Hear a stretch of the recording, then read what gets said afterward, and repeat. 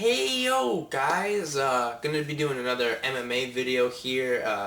I'm pretty sure you can tell what it's gonna be just because if you follow MMA and you can tell by the title, it's obviously the Randy Couture re-signing with the UFC, which is a big deal, and the fight with Brock Lesnar, which is coming up November the 15th, 2008, the MGM Grand, Las Vegas, which could be the biggest fight in MMA history, buy rate wise, obviously.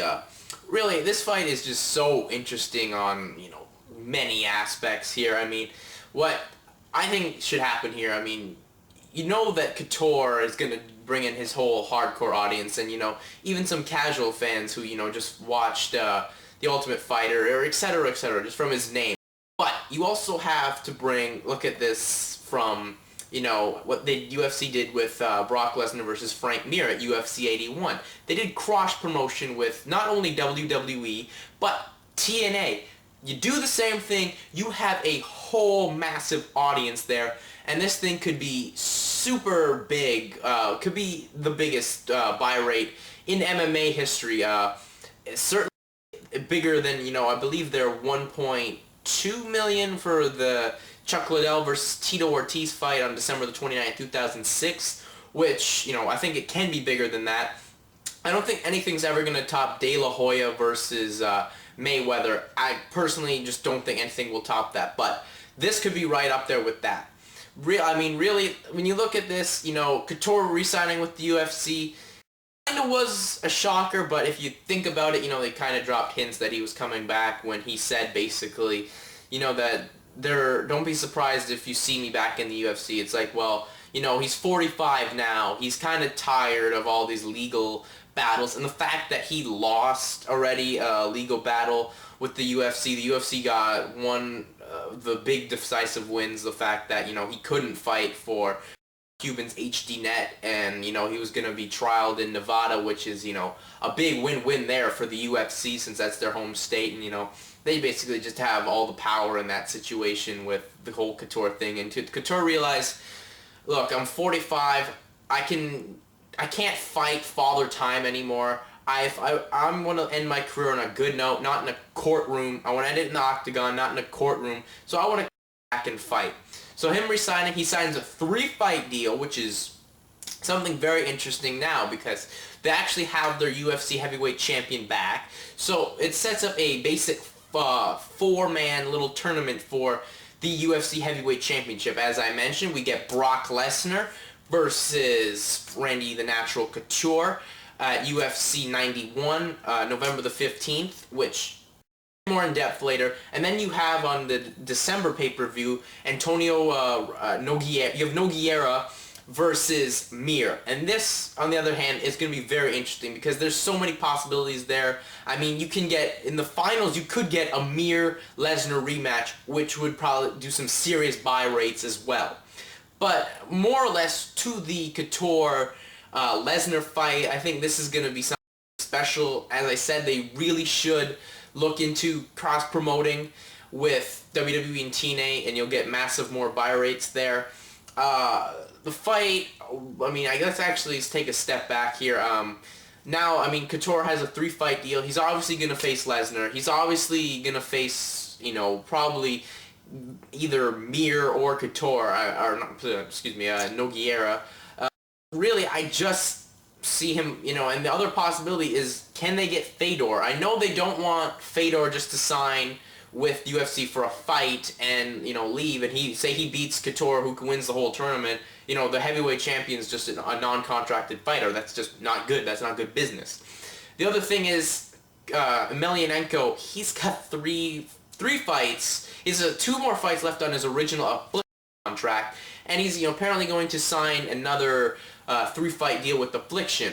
But, this whole thing may be up in flames because, the way, Affliction's been spending money, been paying fighters, they may not even be around. As Dana White stated in his conference call yesterday, they may not even be around in January. And the fact of the matter is, that's true. They may not even be around there.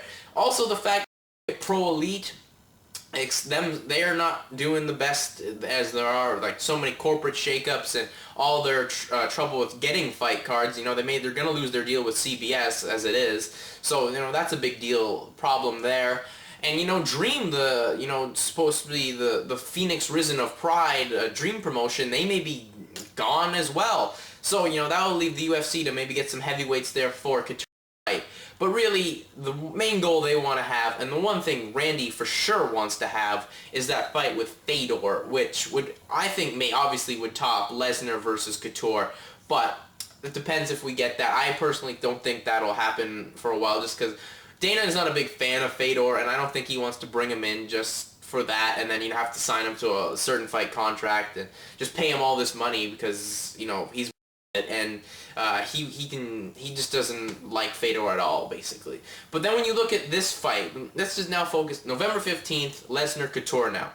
I mean, come on. When you look at this has a sort of the same dynamic as Couture versus Sylvia, where one of the greatest stars of their promotion, the UFC in general, Randy Couture, who's this aging dog who comes in and he defeated Tim Sylvia. This has the same thing where you have a more powerful type fighter who you gotta say, at least Lesnar, Lesnar, who hasn't really shown that much, he can pack a punch and he can, take it there, and if he has to out-wrestle you, he will. Because I see this fight going a couple ways. One, if you have it as a standing game, this is where I see Brock being shaky. Brock likes to just come out and, throw a wild set of punches, which in, the boxing part of the MMA doesn't work. You cannot just throw wild punches, because Couture, he's going to take advantage of this. He's a master of mixed martial arts. You can't leave an opening like that, Brock. The way he took out Heath Herring, yeah, but, he just bum rushed him and threw sort of a wild punch out of there.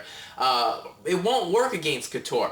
Now, what I think Brock needs to do, if he wants to, personally, Couture is the favorite in here, but don't be surprised if Brock Lesnar beats Couture, because Couture, all Lesnar really needs to do is he can just take him down, take Couture down with his, his amazing wrestling abilities, which, people still like to write him off on. I don't know how. The man's an NCAA champion, and, he just has to probably do the same, and, hopefully he learns how to finish a fight more, punching power, because he can probably finish it from the ground. He can ground and pound Couture maybe into submission, but I don't see him having to do well on the stand-up. Couture on the bottom, he's never submitted anyone in the history of his career. So even if he were to get him in a choke, Lesnar's just so strong and he has such a weight advantage, it's gonna be an easy break for him.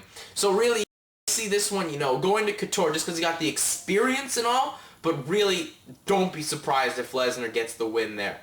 But overall, I'm really excited for this, and there is possibly rumors that Tito Ortiz will re-sign with the UFC. And really, as I've stated in my Elite XC video, they can't be paying him that much money. Affliction, they're throwing so much money out there, they can't afford him. Don't be surprised if you see back in the UFC. But anyways, that's it for me. I'm out. Peace.